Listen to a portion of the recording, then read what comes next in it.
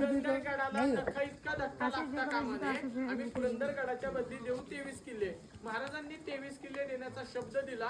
23 किल्ले देण्याचं कारण काय होतं? पुरंदर किल्ला स्वराज्यामध्ये असणारी एक शिवभूमी होती, एक पवित्र ठिकाण होते. का होते? स्वराज्याचे पहिले राजपुत्र म्हणजेच की संभाजी महाराज यांचा जन्मस्थान किल्ला पुरंदर असल्यामुळे त्या ठिकाणी महाराजांनी शब्द दिला, पुरंदरगडाच्या बदली 23 किल्ले घ्या, पण त्या गडाला नखा इतका धक्का लावू नका. 23 किल्ले महाराजांनी शत्रूला दिले.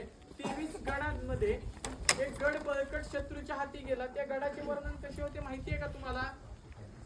22 गडांना मागे ठेवलं आणि जर तो एकटा किल्ला त्यांच्यासाठी समोर झुंज देण्याकरिता उभा राहिलाय तर त्या 22 गडांना नखा इतका धक्का लागणार नाही, तितकी त्या गडामध्ये ताकद होती, इतका तो बळकट किल्ला होता. त्या गडाचे नाव गड कोंढाणा.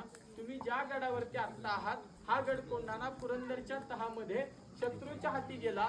या गडावर राज्य करता उदयभानू राठोड याला नेमण्यात आला. उदयभान राठोड हा कोण होता?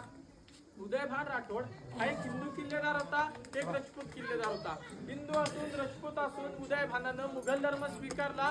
औरंगजेब बादशाह यांनी उदयभानास बक्षीस पात्र गड कोंढाणा दिला. उदयभानाला बक्षीस पात्र गड कोंढाणा मिळतात. उदयभानानं स्वराज्याचा सगळ्यात महत्वाचा नियम मोडला. उदयभान राठोड राजस्थानवरनं 3 मुलींना बंदिस्त करून गड कोंढाण्यावर घेऊन आला.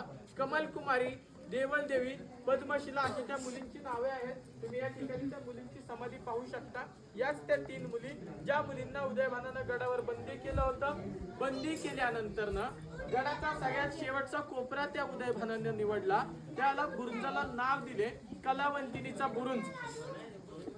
कलावंतिनी का म्हटलं गेलं?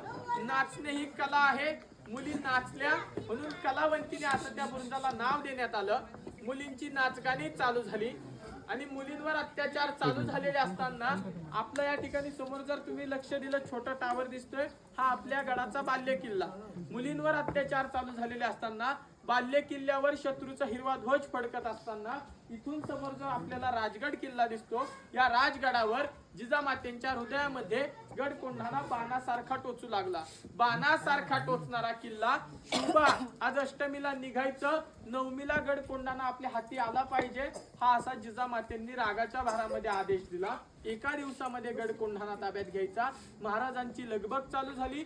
300 सैनिकांची बैठक बसवली. समोरचा किल्ला कोण घेणार? एकही मावळा हो म्हणत नव्हता. त्या ठिकाणी तानाजीराव मालुसरे यांच्या घरी आनंदाचा क्षण होता. अक्षदारूपी रायबाच्या लग्नाकरिता तानाजीराव मालुसरे राजगडा